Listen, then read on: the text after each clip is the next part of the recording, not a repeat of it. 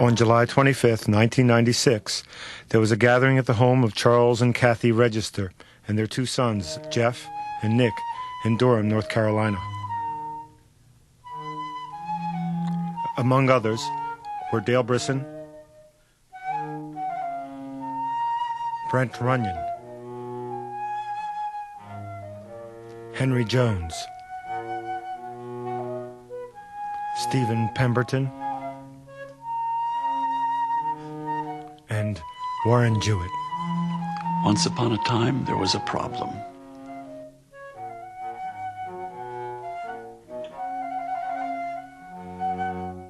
When I was a child in the 1930s, when we bled and didn't clot, we didn't know why. It was a great mystery.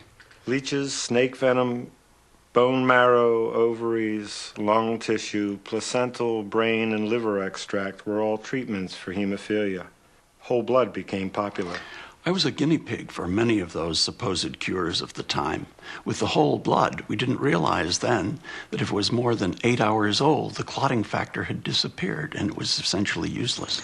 The two major types of hemophilia are factor VIII deficient, also known as type A, or classical hemophilia, and factor IX deficient, also known as type B, or Christmas disease. In 1939, they were studying sunspots and the lunar cycles as a potential cause. Christmas disease was named after a young boy named Christmas who showed symptoms of hemophilia. I have classical hemophilia.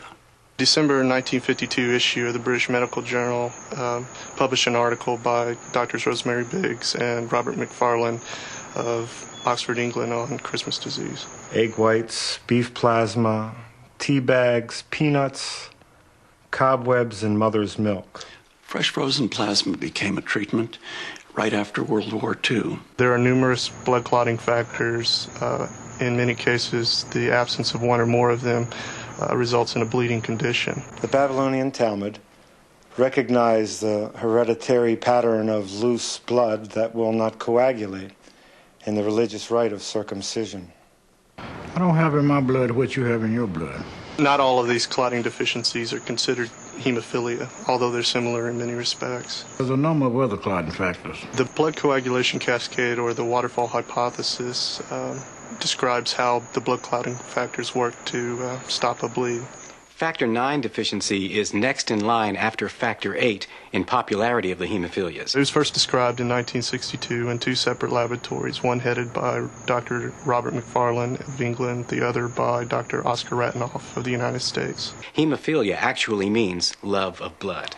In the 1960s, Dr. Judith Poole at Stanford University found that she could make a factor VIII concentrate from fresh frozen plasma by the process of cryoprecipitation. Queen Victoria passed the hemophilic gene to Leopold and two daughters who became carriers and passed it on. Hence came the term royal disease. She had given birth to 9 children. Hemophilia is inherited through the mother on the X chromosome. Sickle cell is another story. I have hemophilia. It occurs in 1 in 7,500 live male births worldwide, regardless of race, religion, or nationality. I'm lacking a factor VIII. Before the Russian Revolution, Rasputin, the mad monk, was thought to have helped Prince Alexis, an heir to the royal disease, with his bouts of bleeding through hypnosis. Just because it's not in your family now doesn't mean that it can't show up later. Fully 30% of all newly diagnosed cases of hemophilia are the result of a spontaneous mutation. It just happens. Wine was another early treatment for bleeding disorders. Wine doesn't do it for me. An occasional beer, maybe. Someone say beer? Beer, wine, no, hemophilia isn't that much fun. Buy me beer. Ballon Rouge, a glass of red wine.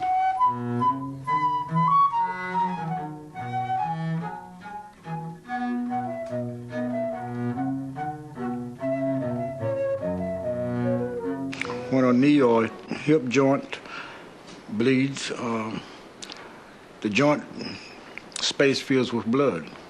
Pain, and then successive hemorrhaging into the joints causes crippling. I've had a knee replacement. I have hemophilia A, classical hemophilia.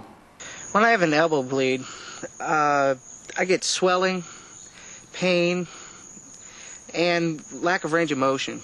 Many times young emergency room physicians have never even seen hemophilia except in a textbook that they read several years before until we come limping in. Actually, many times I've had to tell them how to treat hemophilia myself. When I was a teenager, just as the concentrates were becoming available, I developed an inhibitor, which is a natural antibody to factor VIII. Plasma cryoprecipitate, concentrated antihemophilic factor. Been there, done all of that. My inhibitor didn't make me bleed more, but made my bleeds more prolonged and more severe. That's why my joints are trashed now. Antihemophilic factor is a blood plasma protein that is absent in people with classical hemophilia. Webster's Dictionary attributes the term to a 1947 paper by Dr. Kenneth Brinkhouse and colleagues at the University of North Carolina, Chapel Hill.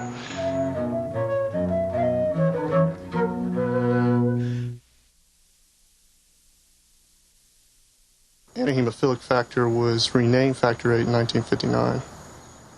When I have a cut, just give me a Band-Aid. It's the internal stuff, the internal bleeding in the joints. That's the real problem. I don't bleed fast, I just bleed longer.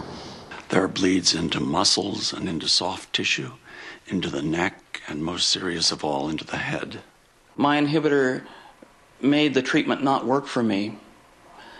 The treatments that were there were only used in life-threatening situations, and only then they didn't work very well. Factor VIII comes from the liver. Mine comes from the factor. I've always used antihemophilic factor concentrates. Throughout history, head injuries have been the leading cause of death for people with hemophilia. My brother had hemophilia and an inhibitor. In 1973, he had a massive internal hemorrhage and died about a week before I was to get married. I have one brother. He does not have hemophilia. My wife is very healthy. She is not a carrier. I have two very healthy sons. I have severe Christmas disease and a new baby daughter who's a carrier. There's a lot of good work being done, and someday soon there's going to be a cure. I also am blessed with two healthy sons and a lovely wife. When I was 8, I fell off my bike and hit my head on my father's birthday. A week later, he found me in a coma in my bedroom, stiff as a board. He actually carried me down the stairs as if I were an ironing board. They took me to the hospital, gave me this. Wine mellows with age. I am.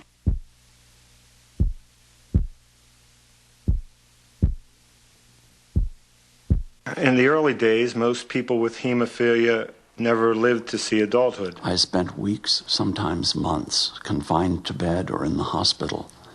But even so, it was a rich and rewarding childhood, and I'm still here. Concentrated factor has really improved the quality of life for children. It's given them back their childhoods.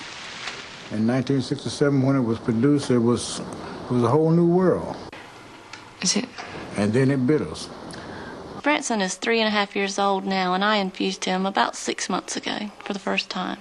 The first person in the colonies known to have hemophilia was John Oliver, who emigrated from Bristol, England to Newbury, Massachusetts in 1639. Home infusion benefits the person with bleeding disorder because he or she can treat early and often, preventing the horrible long-term effects of internal hemorrhage. Mary Oliver, born in 1640, may be the first carrier born in the colonies. Hemophilia dates back into the early 1800s in our family. My first self-infusion was at the age of 10 at hemophilia camp. I practiced the next 2 years at a local hospital and started home infusion at the age of 12. Dr. John Conrad Otto, in 1803, published an account of a hemorrhagic disposition existing in certain families. Otto noted that the lay term for this condition was bleeders. Hemorrhagic disposition doesn't sound very pleasant, but it is descriptive. Bleeders. No wonder they had a hemorrhagic disposition. The term hemophilia was first used by Dr. J.L. Schonlein in 1823 as a general description for all bleeding disorders, and in 1828 by Dr. Friedrich Hopf in the title of a publication, after which time it was used for just the inherited disorder. But they didn't know why it happened. In 1947, as a result of the research of Dr. Kenneth Brinkhouse in coagulation, The University of North Carolina at Chapel Hill became known as the Athens of hemostasis and thrombosis. Synthesized clotting factor is derived through the DNA recombinant technology. In 1987, Dr. Gilbert White II of Chapel Hill treated George McCoy with recombinant factor VIII. This was the first recorded treatment with a recombinant protein in a human. Recombinant factor VIII is a glycoprotein synthesized from genetically engineered Chinese hamster ovary cell lining. Human source clotting factor is produced from pooled lots of human plasma into which up to 20,000 donors have contributed. In the late 70s and the early 80s, there was a problem in the blood. There was a problem. There are problems. There's a big problem. Since 1985, both donors have been screened and processes have been used to sterilize or purify the finished clotting factor. When the blood supply became cleaner in the late 80s and early 90s, I felt that it was safe to try to overcome my inhibitor by taking large volumes of factor VIII. I took a large volume twice a day for almost a year, and it went away. We are the canaries in the coal mine. We are the early warning system of America's blood supply. Well over 3,000 persons with bleeding disorders in America have died of AIDS. Hemophilia does not necessarily mean AIDS. Not all hemophiliacs were infected with HIV. A few were not, but all of us were affected. Our blood brothers are dying. Of the people I know with hemophilia, I can think of only 4 who were not infected. I'd say about 90% of those that I know were infected. At this point in Branson's life, he doesn't really know what hemophilia is.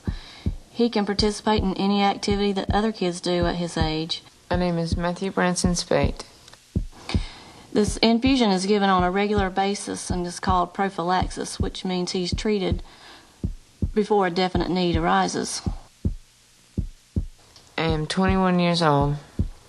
It also benefits members of the family because we no longer have to make those midnight trips to the hospital. He plays basketball, baseball, and loves to swim. I infuse whenever I have a bleed, approximately every 7 to 10 days.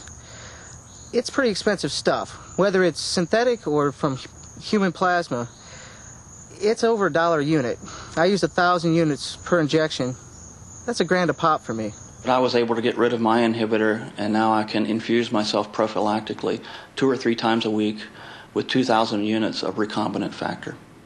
I infused 2,000 units weekly. Inhibitors are still a problem, a big problem in the hemophilia community. The greatest hope of the hemophilia community lies in gene therapy, the greatest hope. Will there be evolutionary advance toward a cure or planned obsolescence, dependent on the marketplace? Once there was a problem. I have hemophilia and AIDS. I was medically infected with HIV because of the contamination of the blood supply.